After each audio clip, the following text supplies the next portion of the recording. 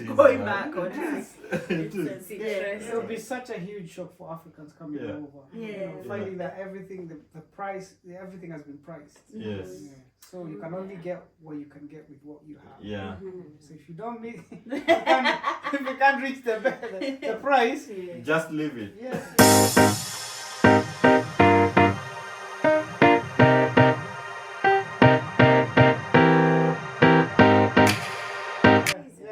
I have a question. So how did you do meat?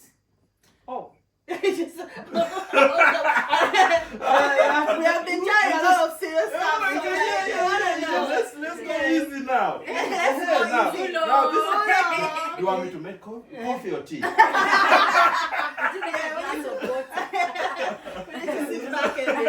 It's a spanner in the works. We met at a Kenyan event. There was an event going on in London. It was Kenyans and friends in the park. It's basically Africans that meet up in the summer. Yes. You've heard of it? Yes. So it was one of those events, and I think you are in one of the tents. And I just So the organizer, the person, the founder and CEO for Kenyan Friends in the Park is a very close friend of mine. So I was just there in the tent with the family. They were doing a bit of a business, and then it was raining, so I had to be in the tent, sheltering myself. And then I think you came with your friends. Yeah, we were running away from the rain. And then one of the friends was very rude, and I was like, "Excuse me, you don't speak to me like that. Don't talk to me like that. And actually, don't talk to me." And then so I was just there quietly, and I was chatting with other people because the tent had so many people. And then I had someone behind me talking, and I was like, "Oh, very polite." And then, "Oh, what's your name?" And, yeah. That's how we hit it off. From that moment, I heard, I was speaking in the background, and then the friend that I was, and then he was drunk. He was just yapping now all the time. He wanted her to get off the chair. And she actually stood up. He was drunk. She put up a fight. She actually stood up for herself, and I was like, and then we turned around and who is that lady standing up for herself? We kind of met, and that's where you're like, hey, hello, how are you? And that's how it started. Nice. That's how we became friends. Nice. There was a spark. At least it started with the rain. A story that starts with rain. It never rained. If it wasn't for the alcohol. We didn't even get to talk a lot there until he went to buy chapatis. And then he said, "Oh, would you like to taste?" I was like, "Oh, even mandazi." So it took. And I was like, "Oh, this is really nice." And I started sharing in the tent. I bought a lot of chapatis, and I wanted to actually, take them home. And I thought, let me just go and share it. And as soon as she got it, she took it and she gave them all away. What's wrong with you? Because I love chapati. I love chapati. And that's how we hit it off, and it turned out to be a very good evening. It was. Nice. It was. When you can tell something. But when you say it turned out to be a very good evening, people will start thinking their own things. It rained. It rained. So. I know. I got my cameraman because I went to the stage as well. And then she was all over the place at the moment. And we went to the stage, so I got a cameraman. I was like, "Oh, take videos of me, photos. You'll send it to me." So that's how we got the number. And then you have to be a cameraman. As long as you know how to take photos. So you send me this photo, and then voila. You don't even have to be like, "Can I have your number?" Good photographer. Don't be obvious. Don't be it's boring. You have to be slick, And then, so I had to go catch my train. From London. Eastern? No. King's Cross. King's Cross. So he was heading home. And I was going to the train station. So I got a lift. My Yeah. guy. He's a polite guy. he knows how to handle things. Yes. Nice and easy. I think I have to admit that day a lot played in our favor. The rain, The rain. The rain. The rain. God knew. Yeah, that's the G right there. God knew. Yeah, the drunk guy. The rude one. Yeah, everything played out. There's that as well. And yeah, it's been what, 3 years now? Yes. No, Nice. that's good. That's good. Nice. That's good. That's Yeah. good. That's good. Interesting. Yeah. At least he gets to know Scotland. Yeah. Travel and You should move explore. here. You love Glasgow. Yeah. You Yes, said Sure. that. Consider- yeah. You should consider It's moving here. something that's in the works. Yeah. Yeah. Because You should- with my line of work, I think you can Yeah. work anywhere. Yeah. It's just getting the right place to get to work. Yeah. The right rate. Yeah, and Tony, Glasgow just turned 800 years. Really? 850. 850. 850. Yes. 850. Yes. Yes. We were celebrating Joking. yesterday. Yeah. 850. Yes. Well, I'll take a picture of that. And you see where McDonald's is, that area called Jamaica Street. Yeah. So it's called famously known as Four Corners. Yes. So because it has KFC, McDonald's, Yes. and then there's Pizza Hut there, Yes. so it's called Four Corners. Yes. So if you hear anyone saying Four Corners, Yes. it's that. Yeah. Why is it called Four Corners? Because of those restaurants. It's because of together. those, Right. Yeah. but also because it's known to be dodgy. Because Yeah. I've worked on Yeah. so many cases, Yeah. and They most always of the mention- young people, They they're love Four always Corners. when they are getting It's into very trouble, vibrant. the last place they were is Four Corners. Yeah. Is it So- that where they are? Is it? Yeah, along that street. Calabash. After Just So at after that I don't know why I junction. keep on calling it Africa. Yeah, so Yeah. that's after Calabash. So Union Street, Jamaica Street, Yeah. Argyle Street, Yeah. and then that street of under the bridge. I don't know why it's Yes, called. yes, I don't yes. know if it's also Argyle. I was So there that's- recently. yeah. And I The, told her, the reason why it's called Jamaica Street, Mhm. that's where they used to sell slaves from Jamaica to Oh, I didn't know that. Yeah. Interesting. Yes. Right? Yes, Yes. that's true. Yes. Yeah. Actually, you should do know the slavery whatever walk. There's Yes. a walk about Yeah. how Glasgow came about, Yeah. who were the slave Yeah. trade Yeah. guys, and Yeah. what happened, the businesses and all that. It's Yeah. very interesting. Yeah. Interesting. Yeah. Nice. yeah, I was there the other day, and when you said it's a troubled street, Yes, I it's did- that one. It's I do see all- something. I saw all- something. I told you. I saw something there, and I was like, all right, you just carry on. You just carry on. Yes. There's a lot of there's I've a lot had of so many cases. there's a lot of Where was she last seen? drugs. Four There's Corners. a lot of drugs there and junkies there. Yeah. Yeah, there's lots you see down there. You don't see anywhere on the other street. Yeah. Yeah. So it kind of makes sense. Yeah. But either way, It's It's Glasgow. We it's love everywhere. Glasgow. If it comes to such trouble, Yeah, human beings are yeah. troubled. Yes, Yeah, nice. yes, Yeah, yes, nice places. Yeah. You should do a tour of Tenet. Where is Oh, that? Tenet, Yeah. the beer factory. She's not Yeah, there. Yeah. But I've not even done it myself. But I've Yeah. been to Yeah, you Tenet should. and I've been to that Yeah. their own bar there. Yeah. It's quite nice, but I've not done the Yeah. tour there. And then you should go to Edinburgh and do I've never been there. So the many. tour, Been there. the tour of We've Johnny driven there. Walker. Ah. Yeah. But the thing is, we're not like okay. He doesn't drink at all. I don't Yeah. know. Come No, on. it's just amazing about the story. I also okay. don't drink. Oh yeah, by the It's just the story. it's all about the story, isn't it? There's already a box there. What? A box of where is that? Oh, No, that's this just is for a display. present. This is a This present. display, yeah?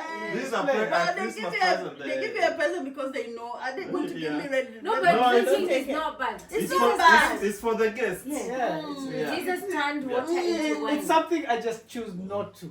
Yeah. Not to do. So when you go to Tenet, Mm. you'll find the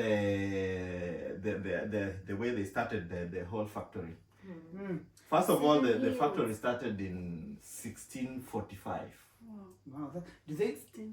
Okay, do they story or go on? There is the whole thing. You'll just see the whole thing Mm. from the old factory. Now Mm. it's like a museum. You get to see it, It's how whiskey, it used isn't to it? operate. Yeah. Whiskey, No, it's beer. Beer. beer. Oh, Yeah. You see Mm. how it gets to operate and all that. There is also another now a whiskey one in Drumchapel called Famous Gross. Mm. You've seen it, Oh, right? Oh, they're the bird. Yes. You can Do they also store it go. in barns? Yes. You will get to see the whole history about how it used to Whole thing happen. to do with the Then you Scottish go to Hovis, also next to Tenet. There is Hovis, also started in the 16th. Those are actually the first factories that made Glasgow huge. Yeah, you understand? It's good to see where all these... They've been there for more than 600 years plus. This thing is amazing. Kept them going. Yeah. It's good to see all these drinks and how they end up on everywhere in the world. Everywhere in the world. You see how they dominate East Africa. East African breweries is actually a product of what came from Scotland. Really? Yes. It's one of the most profitable other than Because if you follow people that dominate the alcohol market in East Africa, they are called Diageo. They're just about to move away from East Africa now. They're just pulling away from Kenya. Why? The market, the way it is, Kenyans are making a lot of fake alcohol that looks the same as the Scottish one. It's actually driving the original stuff out. Yes. So there was a time they were like, hey guys, you are saying that this is a limited brand, but it's being sold in Kenya. In the US we can't find it, but in you got it right. So they had to send people down there. Then they were like, even us, we don't know what brand this is, but this is not ours. You understand? So they have a bigger share of East African breweries and Kenyan breweries and Ugandan breweries. They are the owners of those. They are the ones that started the whole thing. You can imagine how expensive alcohol is in Nairobi. Yeah. And you've got this illicit brews that's actually driving the motor business. Yes. Yeah, it's been a problem there ever since back in the day. I remember. It's a whole story. I remember they used to be so bad. Back in the days. Yeah. Where I come from, the guys who, there's the one called Changa. Really bad. Changa, our traditional drink now. Yeah. Right. Yes. The one that I have my reservations on that. Yeah. But there's a time it used to be laced so bad. I don't know if they've watered it down. Yeah. It used to be so bad. When they sat around and because they flash it. Yes. They don't drink it, they flash it. Yes. Like you're taking tots. Yeah. Right. Yeah. Just goggle it down. Yeah. And they'll be in a room. Yeah. Sat. And these guys, the lights on, they will go black. These guys will go, a few minutes, they'll go blind. And then people would start asking, who switched off the lights? They'll start saying, even if you switch off the lights, we'll continue drinking. They've gone blind. I'm blind, Yeah. Who switch off the lights? That's how bad it was. Yeah. And then... So the illicit industry, it's so big. Yeah. It's so potent. And it's cartelled, nicely cartelled. Yeah, very. And then now, in my... where I come from, like locally, like in the village, in Nyeri, so they would drink, and then the male energy. No, they cannot function. Nothing. There will be huge protest by women. Women will get out. Yeah, they would protest. Hey, we want action. There's no action. You're not getting hair. How would you continue drinking if that happens to you now? Well, if you're used to a drink, it's in your system. It would take out completely. Yeah. And so they started becoming a problem where, and I think this is something. If you talk to someone and you tell them I'm from Nyeri, they say, "Hey, I'm not touching you." Because for women now, a man tries to come in and say, "Oh, I'm the man of the house," and business cannot happen, and they're not even bringing in money. Yes. So the women started abusing the men. And then when they continue too much, they say this thing is not even working. They slash it out. So, so that we are known for slashing, removing, removing that. Because you're coming drunk, you're not giving anything in the house, you're not providing. You're not providing. You can't even natural things. You can't afford. So what's the use? So you can't blame the woman for being frustrated. For being that, We're cutting it off with something different. Wow, So alcohol is a huge issue. Yeah, And I can only imagine how far it's gone to a point it's driving those guys out. Yeah, they were It like, is we are selling like, our it's a shares, we are billion-dollar, going yeah. out. Yeah, Wow. yeah. EABL is huge. It is huge. It is huge. Yeah, it is huge. A I've been bottle there. of Tusker, it's in Tesco's now, isn't it? It's in Yes, Tesco's now. yeah. Yeah, Tusker, Kenya Tusker. Yeah. But you can imagine the level of corruption and how smart Kenyans are. That's the thing. Mm. That's the Yeah. thing. They'll copy exactly what you have. Yes. It's just it tastes different. Yeah. And they will mess you Yeah. up properly. I tried whiskey down there. Went into my mouth. I was like, this is not whiskey.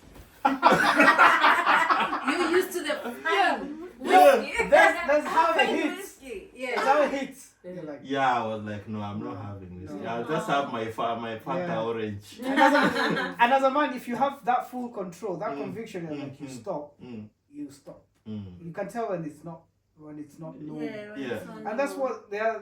Those guys that went blind, bless them. Yeah. They don't have that stop. They don't have that control. Yeah. Whatever it is that they're going through, they just Yeah. want to get so high and forget about it. Yes. You know, Yes. they're Yes. escaping something. Yeah. It's just they're going to the wrong people, Yeah. the wrong places. Yeah. Wrong brewer. Yeah, the wrong Yeah. It makes no sense. It makes no sense to actually poison your customers when they are the ones who are your customers. They keep on coming back. They keep on coming back. Yeah. But you see, it's even the people who are selling, they're not the brewers, they're buying. Yes, So they're buying what they want a profit margin. Yeah. Because as a business, you know the police are coming there, they want some money. They want the some chief money, wants some money. Yeah. It's a The chain, license thing, Yeah. It's a whole chain. Yeah. So the only way to survive is by what's affordable. No? Yeah. But when it gets to a point where morality is kind of eroded to a point that profits come before everything. You know, you're talking about people's health when you repair somebody visually, and it gets to that point. Oh no. Oh my God. But down there, the customer is not protected. Yeah, that's the thing. No, it's not. Yeah. It goes but down to the basic humanity, the morality in a human being. Yeah. It's not, you can put protection in place to try and protect people. Yeah. But if you have people who have no sense of morality, the sense of just being a human being, by just being humane because you're selling poison. Yeah. The fact that you don't care that it's impacting somebody's husband, somebody's dad, Yeah. or leave alone your own customer. You're ruining somebody's that morality, that ability to stop and say this is not right. Yeah. They have no conscience. Yeah. It's got to a point. The greed has got to a point. Did they put a warning?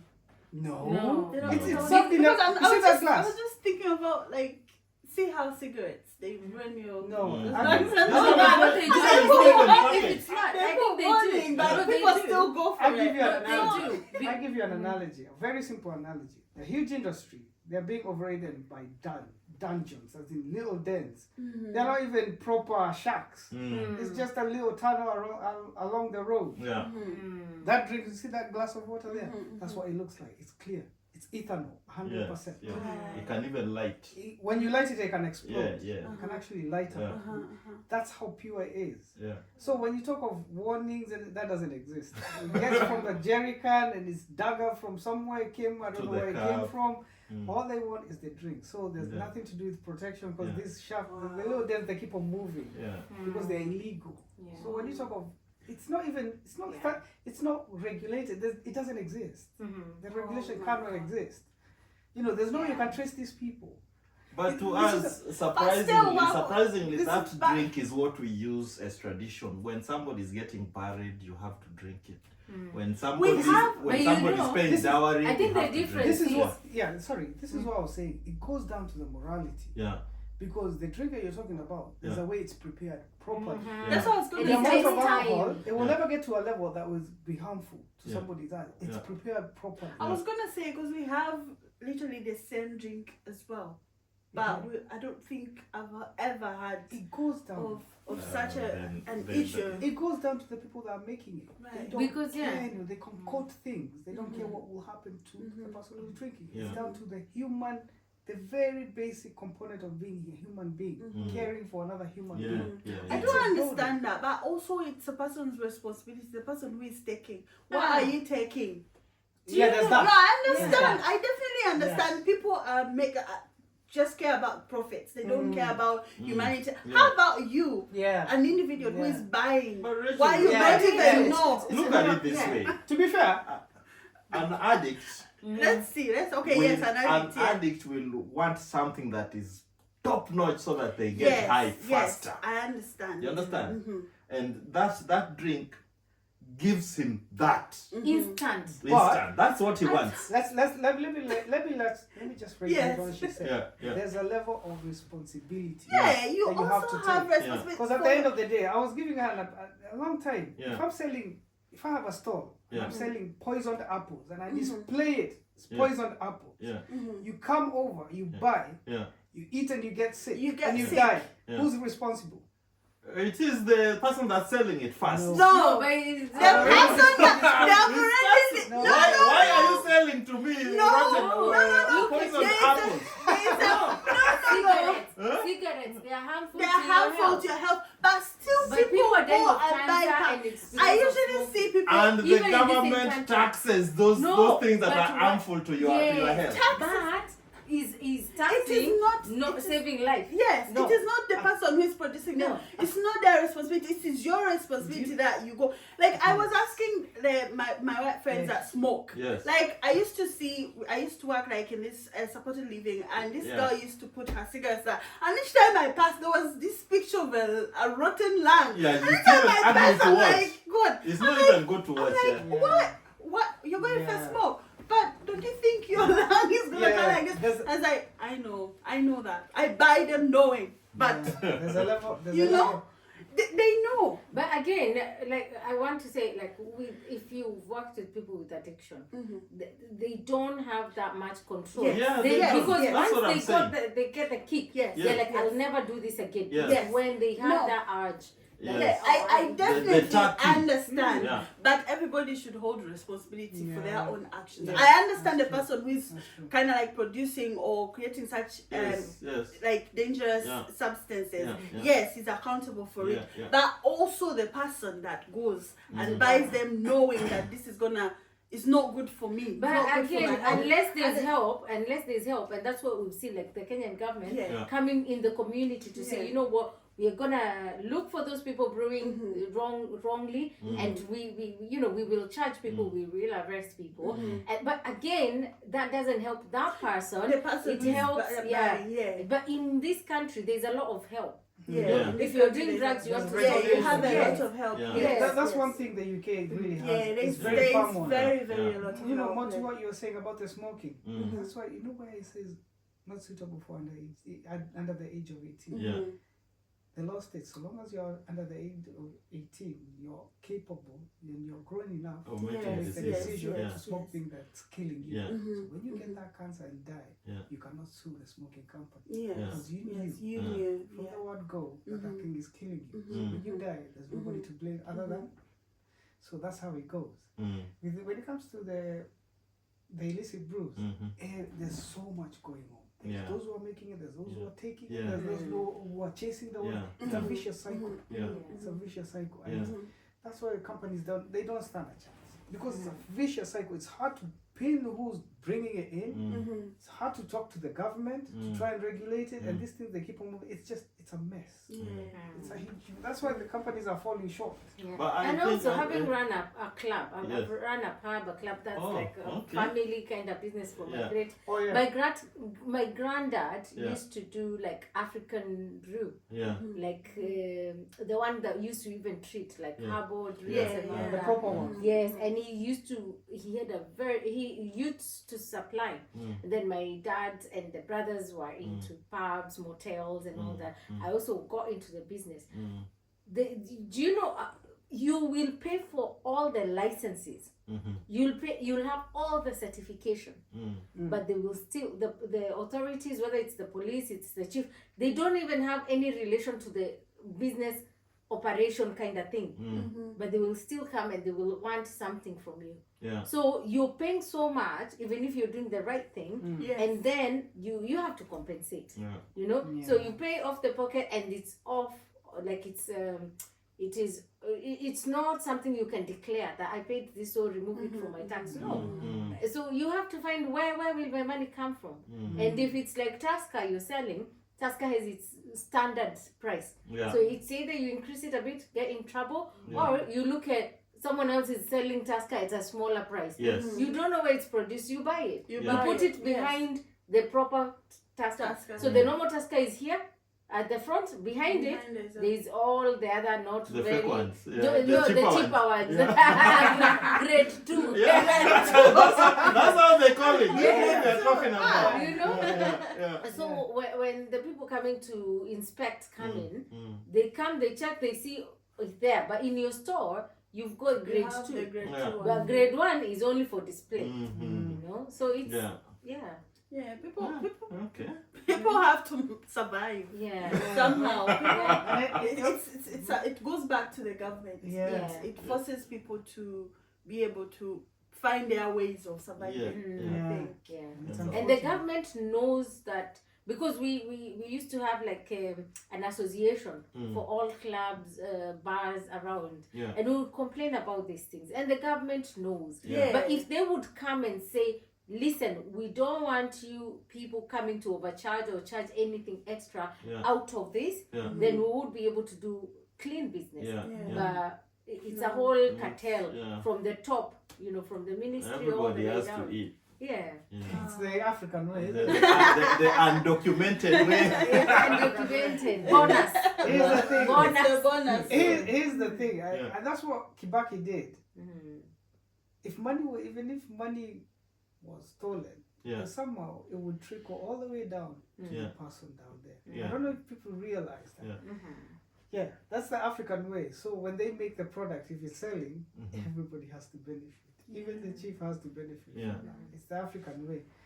But when you have leadership that changes everything, that they keep everything, life becomes very difficult. The money is not getting to the people. And I think that's what's going on in Kenya, because Ruto, his people they're doing what they normally do, but it's not getting to the people, because I believe in the previous government, the Kibaki government. So if, for example, the cabinet used to, if you have people in a high position who steal the money, they'll build a hotel instead. The hotel would employ people. That's the way of money getting to the people. But the guys that are there, they're just stealing it. They're keeping They are buying Gucci shirts. The money is not getting to the people. I'm not saying that it's nice cars. I'm not saying that it's good to do what they are doing illegally with the money. But the previous governments used to have a way letting the money channel itself to the people. There used to be money in the economy. People could buy, could do stuff. They could afford stuff. They could, you know, there's the football match. They could afford to buy a ticket. You know, nowadays everything is so tight. And then these guys, when they take the money, like I said, you know, when the money is diverted, instead of doing the project that is meant to benefit the young, when the money doesn't get to do those projects, it's their future that are stolen. That's true. And then you get the frustrations, and then the riots. You know, it's a systemic thing. And do you know what? For me, having run an NGO, you run, of course, you're rubbing shoulders with the ministers, the MPs, the presidential, those people at the top. And if you're close to those people, you don't even need to have anything, just closeness. The amount of money you will get, the favors you will get. It's too much, Oh my goodness. Power, isn't it? That's the power we were talking about. That's the power, African power. I remember saying, we've got a drive, we're going somewhere, one of my friends was the Uhuru's advisors. And he had businesses around my hometown, and we had a project there. He just opened got the suitcase, gave me some bundles of money, just like that. And I was like, what? And then he said, I'm gonna call my friend who used to do the jiggers, and he said, I'm gonna tell him to donate a few shoes. Just that one phone call, one person. I had a lot of money, and I had like 3 organizations bringing stuff, but these organizations, it's because they know they will do that favor, and he will owe them one. So it's just, that's how things happen for the next campaign, you know, for the next election. And just because you're around that, you know, even like Etumbi, just being close, you know, because he's the person who was asked by the president to call us and have conversations. And we did events in his home area. His birthday, we are doing my event. And they're giving the money, you know. And you're doing big things. She has to know who Itumbi is. Oh, Itumbi was a blogger. But initially a blogger. Then he was a blogger that got lucky, and then he worked hard, and then he was the director of communications in State House. Yeah. So director any communications, but sorry, no, but he was propaganda. propaganda. Before he was doing propaganda, a lot of it. And then he became and got an official position as director of communications for the president. You know, so the State House. Once so you can imagine you're saying for the elderly this that and we and how we got that call from State House. It's because of telling the president on media that, you see, if you don't listen to us, if you don't do these things for us, which is very simple. Freedom fighters don't need to go to hospitals and queue and then be turned back because they don't have money. And they're turned back because they don't have money. We need free healthcare for them. Number 2, they don't have money. They don't work. They're not able to work. We need some support for them. And then I said, every grandparent, great-grandparent, and even your mother will be on the streets. All of us will be in the streets if you don't do this. And that's how we got a phone call. How they got my number? That was they have. You know, sometimes you forget how the pattern repeats itself, because it pains me when it comes to the remembrance day in this country. They remember their people very well. Yes. Very, very well. Yeah. It kind of reminds me of our people back home. Yeah. They've got statues. They've got all sorts of names, streets after them. But what have they done for them? Nothing. Because sort of, Ruto forgets, I know he's rich, but they forget they will get old one day. And that money will not help them. The legacy will not be there to applaud them in a positive way. So what you do right now will impact your future. So if we take care of our old people right now, the system that we live will take care of us. True. And that's why our philosophy was, everybody will get old if they're blessed enough to live long. It's inevitable. So from the moment the podcast started, we've already grown old. A few minutes, so a few hours. So not going back. Once the time ticks. That's a second old, a minute there will old. never be a present time like this. That minute, that second that's tick. There's never been one. There's never been one. There will never be one. So destiny dictated that we'll be here, sharing the same space with talking this, and there will never be another moment. True. So if you take that in perspective, it makes you realize how precious life is. And if you do everything positive right now to actually cover you and to make your future better, that's a win. And that's, do you know what you're saying is something that I've never understood, why people can't do you know what, if I had the power, everywhere I am, I would put policies, invest in like programs for when people get older. Because you're most fragile, most vulnerable, very, like, you need all the support. And I used to, like, I would go somewhere like into Safaricom and such organizations and say, invest here. But one time, one of my friends said, they will not invest in you and these programs because they won't get anything back. But if they go to uni or high school and invest there and give people SIM card, they know those people will come one day to work and then they will use those services and then they will get their money back. And I'm like, but they will get older. And these people if you look after my grandparent, I think I will love you and I will want to use my services and I'll be your ambassador. So, and they fail to connect with that. And that's what I see in this country as well. As much as there's social care and they look after their senior citizens, but what they do, first of all, is to allow people, like children, live their own fulfilled life without paying for all those home care home fees and all that. There's that and the hospital and that has been relieved off them.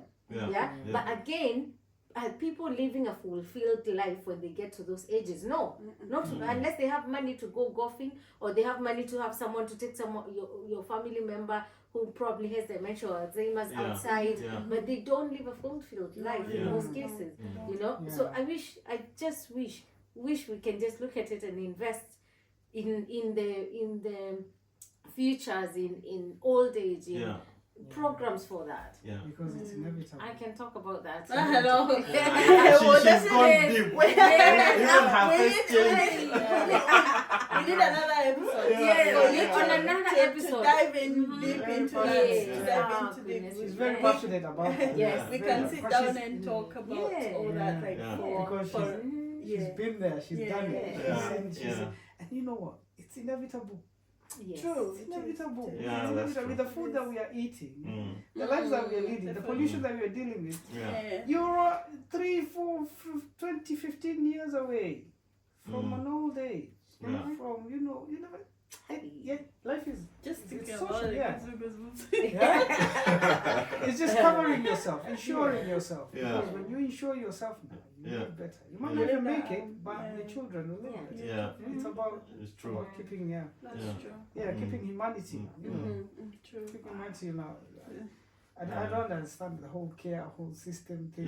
That's what I don't know if you guys have noticed. It's the way this country works sometimes. The families, they get brought up by their parents, and they get on to be free by themselves. They get to be free by live on their own. When their parents get old, they put them in a home.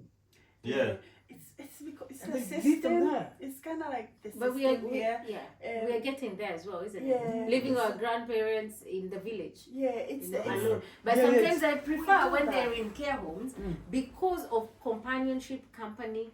Or with the rest. With the lots within the same day. Because we did a research and we were asking ourselves, how comes when ambassadors and people who've lived abroad, they come back to Africa and their health goes downhill very fast and they die really quick. And we realized that person was used their whole life up to like when they're up to 70, 65. They've been having offices, they've been going to work, they've been ordering people, they've been active, they've been needed. And then they've retired, come back to Africa, they will read the newspapers for 2 weeks, 2 months, and then that becomes boring. They've lost point of authority. They've lost their drive, something they used to for the rest of their lives. And then they become depressed. Then when people come in, now they are agitated, and people don't want to visit them for so long because they're like, nowadays is very agitated. They don't understand that, and then that person withdraws completely. Their health goes downhill. Then when you take them to your house, the way they would be in their house telling you, oh, take that cup to the kitchen. Oh, come, don't put that there. You've taken away that from them. Their point of authority and their space. So they are like guests. As much as you want them to feel at home, they're still guests in there. So they will wake up in their house. Maybe they wouldn't have woken up that day. But they will wake up, they will shower, they'll eat what you offer. And they'll say, oh, anything you cook. They will never say, today we are cooking this. Today we're not. You've taken so much from them. So sometimes I prefer, I think it works here unless we can be able to support our parents or grandparents when they're in their own spaces. That's true. I suggest we cover ourselves because we're old as well. Maybe the ones going to a care home. It's not too far off here. I know care home is not like the best place to be. But as you said, it's much better because they kind of like designed activities for them to keep them more active than when the person stays in their own homes. Because how will I, for example, if I have a grandmother or granddad here, how am I going to look after that person if I have work? And or I have kids. I have my own family as well. So that's why some daughters choose to take their parents to care home where they are best supported for. Because there will be support 24/7 to look after that person. Though there are instances that we have seen, that we have had, that they are not really treated appropriately or with respect or something. There are those small cases, there are those aspects there. It's not the best place to live if you're older. Yeah. But if you have money, I've been to some care homes. I know if you have money, yes, money power. Yes, if you're purchasing power. I used to do that job. I used to do a job where I cared for older clients who are towards the end of life or who have dementia and stuff like that. And if you have money, you can get your mom or your dad who is of older age. She stays in her same house that she has lived in almost all her life, or where she was married, or a familiar environment, and you get a living carer. Yes. So that's money. Yeah, you get a living carer 24/7. There's someone in the house. If they want to go shopping. If they want to go shopping. Yeah. I used to care for a lady. They had some good money. She was 92 when I started with her. She never had children of her own. She, may God bless her soul, she passed away. But she never had children of her own, but she had amazing nieces and nephews. Amazing. They were like her children. They loved this woman to bits. That's nice. And she had a young sister who was 86 and she was still a bit strong but weak as well. Unfortunately, the sister passed away before her. She was 92 and the sister was 82. The sister fell off the stairs and she got stroke and she was admitted in the hospital and she passed away. As soon as the sister passed away and she was told, that was her. Like the next day, she was frail. She could not eat, she could not walk. But this lady has been walking around the house, like walking energetic, telling me, I want to eat this, I want to eat this. We're going to church, we were going out in the garden. She loved feeding the birds. We used to do gardening and all that stuff. But as soon as she had her sisters passed away, that was her. She felt like everybody around her had died. What is she waiting for? After her sister died, I think she stayed for like 1 month. 1 month? Yeah, but she was strong. The person that I met was completely different from the person that was a month after. How did that impact you? It was having lived with her for... I had lived with her for 10 months. After her, though. I had looked after her for 10 months and our story was quite funny because she was this independent person that was like, what are you doing in my house? I don't need help. I am perfectly fine. I can make my own dinner. I can make my own lunch. I can get out of bed. I can shop. What she was telling her nephews, I don't need these people in my house. And she had lost 2 carers because of how rude she was at the beginning. She was very, very rude. But when I went there, I'm a very calm person. I just look at you. Even if you're rude, I don't mind. Even if you're rude, I just look at you. Because in my head, I'm like, that's why you need support. You know? That's why I'm here. And I was just finding her funny. Like each time she told me, why are you making noise? Like she was just funny to me. Like I was just looking at her and I'm like, why are you angry? You know? So it took us some time for her to kind of like acknowledge me. Because each time she shouted, I was smiling. Each time she did this, and she's like, why are you always smiling? And I'm like, what do you want me to do? And I think you got it naturally. So she sort of just wanted me to go like the other, and then I was supposed to be there for two weeks. And towards the end of the 2 weeks, the company is like, are you able to stay another day because the person who was supposed to come cannot come? And I'm like, I'm not sure I want to stay here for another week. Anyways, I'll stay. And it is that 1 week that she started looking at me. Each time I'm in the kitchen, she's looking at me. And then she started inviting me for coffee. Come, let's have tea together. Come, let's watch this show together. And that was it. And then after the end of that other extra week, I was like, do I want to come back here? I was like, anyway, she was all right. I kept on going back and that was it. We became best of friends, best of friends. Like each time I came for holidays, she used to ask me, when is Rachel coming back? When is Rachel coming back? So like we had built that relationship. Like we had that bond in just 10 months. We had like this really, really strong bond. But it was just so unfortunate. Her sister passed away, and as soon as she realized all the people around her, around like same age men have died, she was like, there was no point of me living, and then she just went down naturally. Naturally, there was nothing like faking, nothing. She just woke up, she couldn't walk. She just woke up, she couldn't swallow. They tried everything, and then she just became end of life. And then after some time, she just peacefully in her bed, she just died. Were you living there with her? So I was living. It was a living job is usually like 2 weeks on, 2 weeks off. Okay. So I would go to her house for 2 weeks, living with her 24/7 for That's 2 weeks. convenient. Yeah, and then you come have your break for 2 weeks, and then you go back. So if you get along, that it's gonna be like your permanent place. It's just like routine. It's actually nice, isn't it? It was actually nice. Yeah, It was actually, if you get a good person. And then when she passed away, I got another one in Johnston, and that one, she was diagnosed with dementia. Her dementia was really extensive. Every day she forgot me. Every day she would sit and she'd be like, "Who are you? What are you doing in my house? What are you doing in my city?" She used to say city, like I see, she'll be like, "What are you doing in my city?"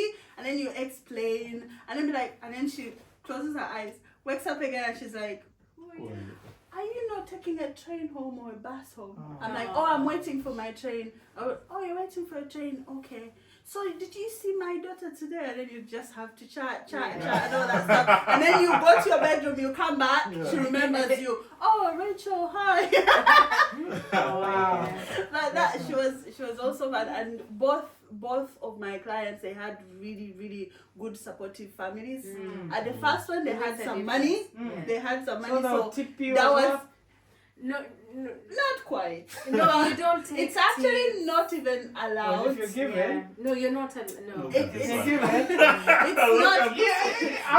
I've worked with- Actually, we had a certain amount that you can accept. You can accept something. I think it was £30. Either gifts between £30 and or less, or just £30 as cash, and you had to declare it if it was given to you. If it was given to you, and then when she passed away, definitely they appreciated it, but we had to disclose it to the company that this is what we got, and they let us have it.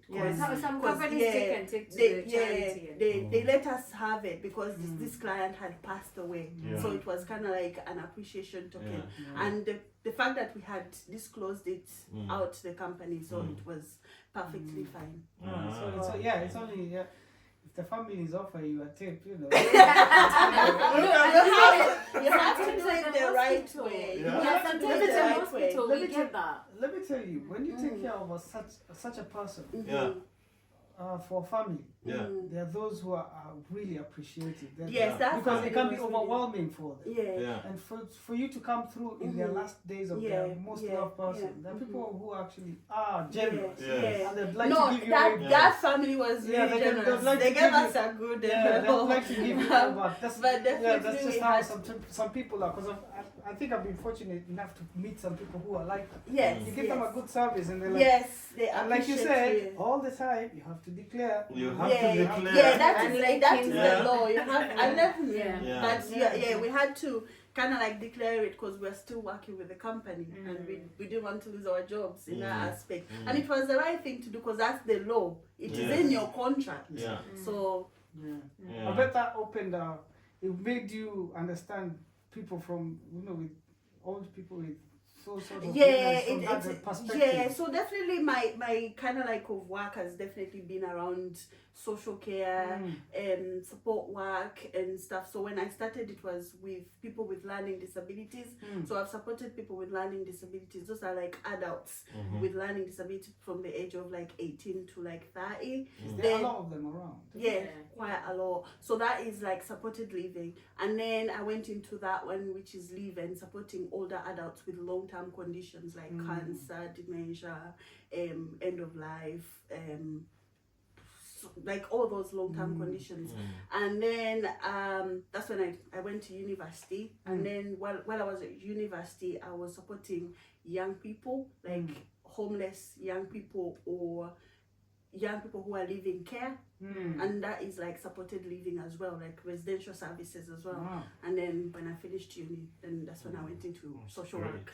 And it's really good to have a working social welfare in a country, you know, because I remember there's one of my friends' family used to live in an older people's village, and this was a massive village.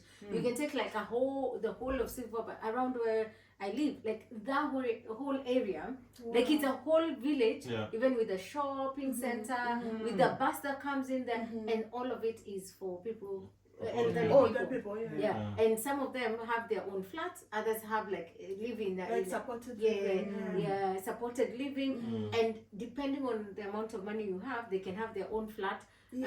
Or their own house, and then you've got people checking on them like 4 or 5 times a day. Like home carers. Yes, and there are nurses around on call. There's a shopping center. They've got some tiny cars, like vehicles they can go around. The ones who can still drive. So it's like they're living a full life, but they are still within support. You know, like a little city for them. And before I came to this country, I had because my dad donated 5 acres of land, and so we had both plans for like supported living, and I didn't even understand these things because I hadn't seen that before. So I was working from research, and I was working from imagination, and different architects, you know, suggesting. So where people would buy a land, say for example your friends, we are friends like this, 4 of us, then we can decide, you know what, let's buy 1 acre, divide, and everybody will have their own quota. We build 4 houses, we share the compound, and we'll have our nurses, we'll have our, you know, stuff like that, and then we can meet and talk, and chat. We've got our own small community. So we had that in mind, and you know what, I've seen Kenyans do that, and now they buy land property together. Like 10 people come together and they say, we are buying property and building it for our retirement. So we will be neighbors, and we will live around together. And it's really good to see that. That works really well. So but it's very interesting how the system here, the kind of support that people have, like young people, people who are homeless, people who with learning disabilities as well. Though I appreciate, like back home, if you have, for example, a person that has like a learning disability, it's kind of like a community's responsibility. So that is really good. Yes, that is also really good. You seem to have like disagreeing with me. Because in most places they are hidden. If you've got a you're told you sacrificed your sister, your child. No, that is true, but also those that are not hidden, you can see like it's a community-based care, something like that. But here, definitely, it's like a government responsibility. If you're like a person with learning disability and you don't have family, the government is gonna look after you. It's going to put you in either your own flat and have carers come to you depending on your level of need and stuff like that, or you're gonna be put in a supported living where you're staying with other people of the same needs. So it's a good system. Absolutely. And that's why I was saying Ruto has good ideas, but communication, articulating, and where the finance is coming from, because it's like they get, say for example, a project is 100 million, they will put it to be 400 million. It won't. They will, expand the, That's a fact. And then will it be delivered? Will it be seen through till the end? People don't trust that. I just believe, being a king, being a leader is anointing.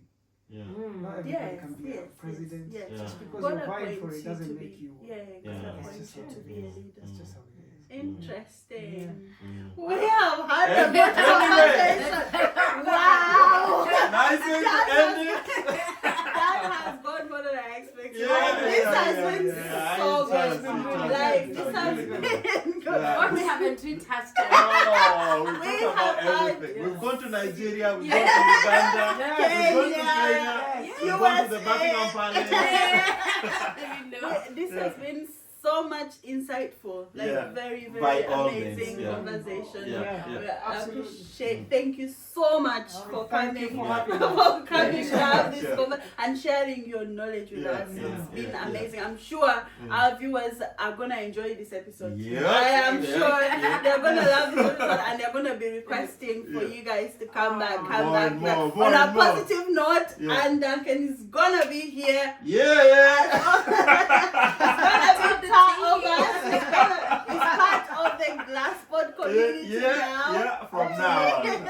That's the way we introduced her. That's the way we introduced her. We wanted you guys to know a little bit more about her. And then, but thank you so much, and thank you so much, Tony. Thank you for having me. You're very intelligent. This guy has ideas. Very intelligent. Thank you.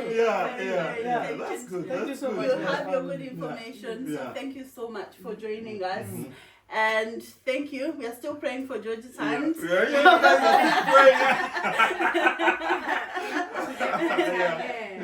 But it has been a very nice episode, and thank you so much for taking time to come and sit down and have a chat with us. And guys, Happy New Year again. Happy New Year. Don't forget to subscribe, to like, to comment, and to share. Yes. And also, I always say, just comment with whatever topic you want us to discuss with you guys, and we'll be here. Any information that you need. And don't forget to follow us on Instagram and TikTok with Glaspod as well as the name. Thank you so much. Until next time. Bye. Bye.